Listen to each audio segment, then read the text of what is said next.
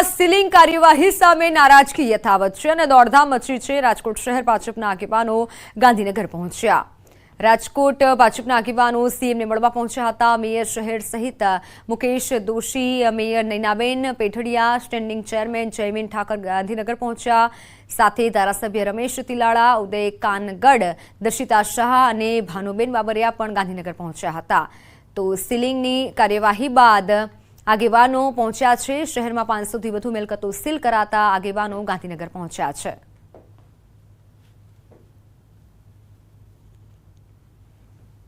આ તરફ રાજકોટમાં વિવિધ એસોસિએશનના આગેવાનોએ રાજકોટ મનપા કમિશનર ડીપી દેસાઈની રજૂઆત કરી। ચેમ્બર ઓફ કોમર્સ, સ્વનિર્ભર શાળા સંચાલક ડોક્ટર સહિતના 112 એસોસિએશનના આગેવાનોની રજૂઆત, જેમાં કમિશનરના મતે 200 એકમોને સીલ ખોલવામાં આવ્યા છે।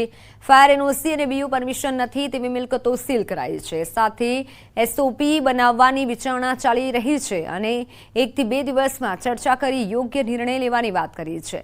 તો સાથે ફાયર એનઓસી પણ કોઈપણ જાતના વિલંબ વગર કરવામાં આવશે તેવી વાત કરી છે। કમિશનરના મતે રેસિડેન્શિયલ વિસ્તારમાં પ્રી સ્કૂલ ચલાવી શકાય, પણ રેસિડેન્શિયલ બિલ્ડિંગમાં નહીં। છેલ્લા અઠવાડિયા ત્યાં રાજકોટના તમામ વેપારીઓ, ઉદ્યોગકારો અને આમ પબ્લિક જે કંઈક હેરેસમેન્ટ છે, ખાસ કરીને સીલિંગની જે પોઝિશન પ્રક્રિયા છે એના અનુસંધાને ઘણા બધા વેપારીઓના કમ્પ્લેન હતી અને રાજકોટ ચેમ્બરે ગઈકાલે વિવિધ એસોસિએશન સાથે મિટિંગ કરી અને આજે મ્યુનિસિપલ કમિશનરશ્રીને આવેદનપત્ર પાઠવ્યું છે અને તમામ વેપારી લોકોને કે તમામ ઉદ્યોગકારોને કોઈ પણને મુશ્કેલી ન પડે, કારણ કે મોસ્ટ ઓફના આપણે પ્રશ્નો જોયા તો મુશ્કેલી સરકારી તરફથી વધારે છે। જિલ્લામાં જર્જરિત કચેરીઓ ખાલી કરવા માટે આદેશ અપાયો છે। તાત્કાલિક વૈકલ્પિક વ્યવસ્થા કરવા માટે પત્ર જાહેર કરાયો છે। જૂના થાણા કેમ્પસમાં આવેલી 40થી વધુ કચેરીઓ ખાલી કરાશે। ભૂકંપ વિરોધી સ્ટ્રક્ચર ન હોવાથી તાત્કાલિક ખાલી કરવા સૂચના અપાઈ છે। કચેરી ખાલી કરાયા બાદ બહુમાળી ભવનનું પણ ડિમોલિશન કરાશે।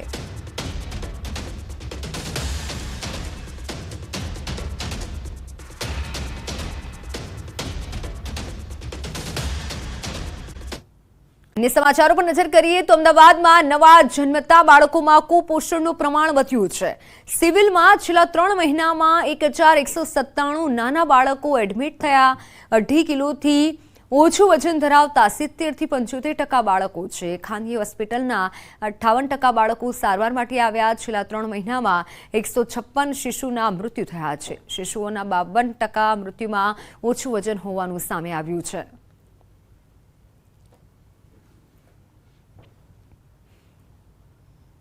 બાળકો આવી બધી તકલીફ સાથે civil hospital, tertiary care centre હોવાથી અહીંયા લાવવામાં આવે છે ને છેલ્લા 3 મહિનાની જો હું વાત કરીશ તો 1197 નાના તાજા જન્મેલા બાળકો સિવિલમાં દાખલ થયા છે અને આ જે 1197 છે એમાં અમારા ઇનબોર્ડ એટલે કે જેની ડિલિવરી અહીંયા થઈ હોય, જે અહીંયા જન્મ લીધો હોય એવા બાળકો 53% છે અને 47% કિસ્સાની અંદર આ બધા બહારથી રિફર થયેલા છે, જેમાં પ્રાઇવેટ હોસ્પિટલ ગણશું, બીજી મેડિકલ કોલેજ ગણશું અને એવા બધા ઘણા બધા બાળકો ઘરેથી પણ આવ્યા છે કે એવી રીતે આ એક ટર્શરી કેર સેન્ટર હોવાથી એટલા બાળકો તો બહારથી અહીંયા ટ્રાન્સફર કરવામાં આવે છે। વાત દ્વારકાની। દ્વારકામાં દરિયાકાંઠેથી ફરી એકવાર બિનવારસી ચરસ મળી આવ્યું છે। મોજબ દરિયાકાંઠેથી 850 ગ્રામ ચરસ મળી આવ્યું છે।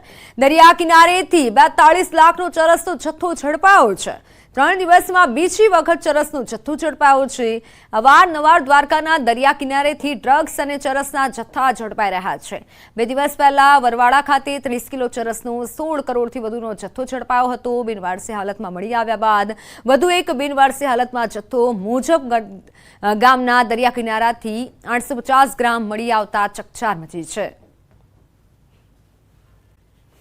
વાસાની એન્ટ્રી સાથે જ ઘૂંટણસમાં પાણી ભરાયા છે। સુરતમાં સુરતના બારડોલીના શામરિયા મોરા વિસ્તારમાં પાણી ભરાયા છે અને આ વિસ્તારના વરસાદના કારણે નહીં પરંતુ ઉભરાયેલી ગટરના કારણે દૂષિત પાણી ભરાયા છે।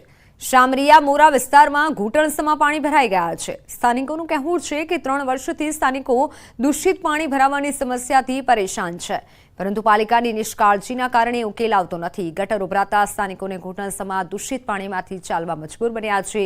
ફક્ત ગટર ઉભરાતા આ સ્થિતિ છે તો ચોમાસામાં વરસાદ સમયે શું થશે તેની ચિંતા સ્થાનિકોને સતાવી રહી છે। સ્થાનિકોના મતે ચોમાસામાં આ વિસ્તાર બેટમાં ફેરવાય છે। બાદ ભરૂચમાં જંબુસર વહીવટીતંત્ર સતર્ક થઈ ગયું છે। જંબુસર નગરપાલિકા દ્વારા ફાયર સેફટી વગરની મિલકતો સીલ કરી દેવામાં આવી છે। 2 હોટલની સાથે એક સ્કૂલને પણ સીલ મારી દેવાયું છે। બ્રાઇન્ડ લાઇન ઇંગ્લિશ મીડિયમ સ્કૂલને સીલ મારી દેવામાં આવ્યું છે અને આ સાથે જંબુસર બશેરા guest house, city guest house, welcome guest house, Taj hotel તેમજ ક્લાઉડ હોટલને પણ સીલ મારી દેવામાં આવ્યું છે। Savera guest house, city guest house, welcome guest house, Clyde hotel, Taj hotel જેઓની એનઓસી અને બીયુસીની પરવાનગી ન હોય તેઓની મિલકત સીલ કરેલ છે। વધુમાં જંબુસર નગરપાલિકાએ બાળકોનું ભાવિ ધ્યાનમાં રાખીને જ્યારે સર્વે કરવામાં આવ્યું ત્યારે ખબર પડી કે બ્રાઇટ લાઇન્સ ઇંગ્લિશ મીડિયમ સ્કૂલનું પણ બીયુ અને એનઓસી પરમિશન નથી, જેના કારણે આ સ્કૂલને પણ જંબુસર નગરપાલિકાએ સીલ કરવામાં આવેલી છે। ચાવડા પર અરવિંદ લાડાણીના પ્રહાર। ધારાસભ્ય પદના શપથ લીધા બાદ વાર કર્યો છે। ચૂંટણીની શરૂઆતથી જ જવાહર ચાવડા સુષુપ્ત હતા। મને જીતના અભિનંદન નથી આપ્યા, તેમણે ભાજપ વિરુદ્ધ કામ કર્યું છે તેવા અરવિંદ લાડાણીએ આક્ષેપ કર્યા છે। તેનું મેં પાર્ટીમાં જાણ કરી છે, તેની મેં પાર્ટીમાં જાણ કરી છે। સાથે મારી જવાહર ચાવડા સાથે કંઈ લેવા દેવા નથી, અમારી કોઈ પણ મીટિંગમાં પણ હાજર રહ્યા નથી।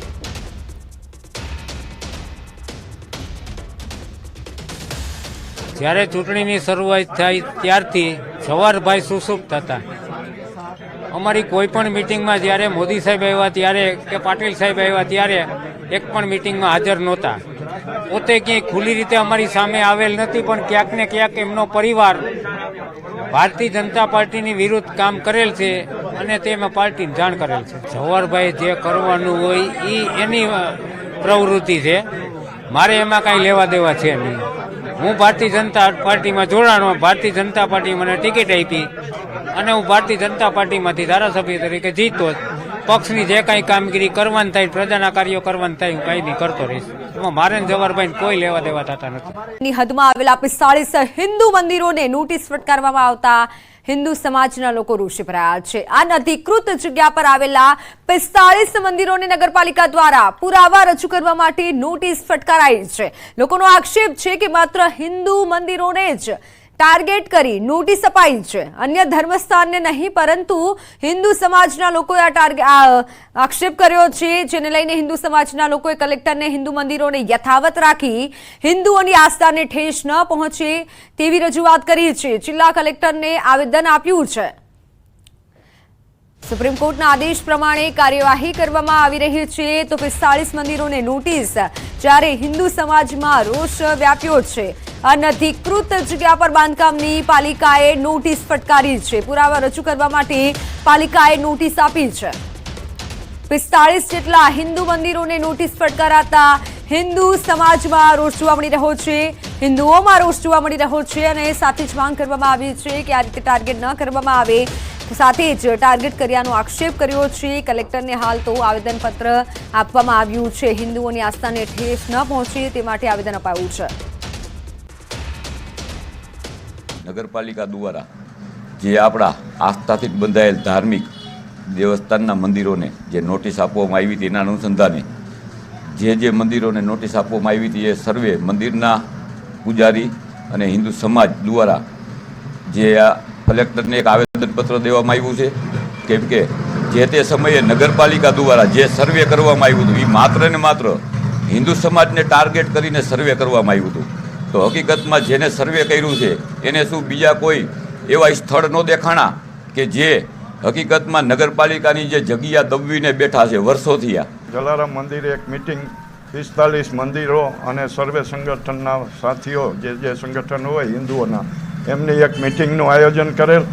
એમાં નક્કી કરેલ કે મંદિરના જે સંચાલકો, મંદિરની આસપાસ રહેતા લોકો એક આવેદનપત્ર આપે. એ આવેદનપત્રની નકલ બધા મંદિરોને આપી બધા જ મંદિરવાળાએ સહી સિક્કા કરી અને આ આવેદનપત્ર ભારત સરકારને મોકલી આપેલ છે.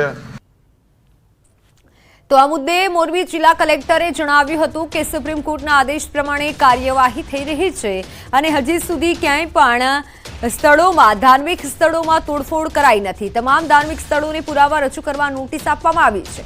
તો આ પ્રકારની નોટિસ કોઈ એક ધર્મના ધાર્મિક સ્થાનોને નહીં પરંતુ તમામ ધર્મના સ્થાનોને નોટિસ આપવામાં આવી છે.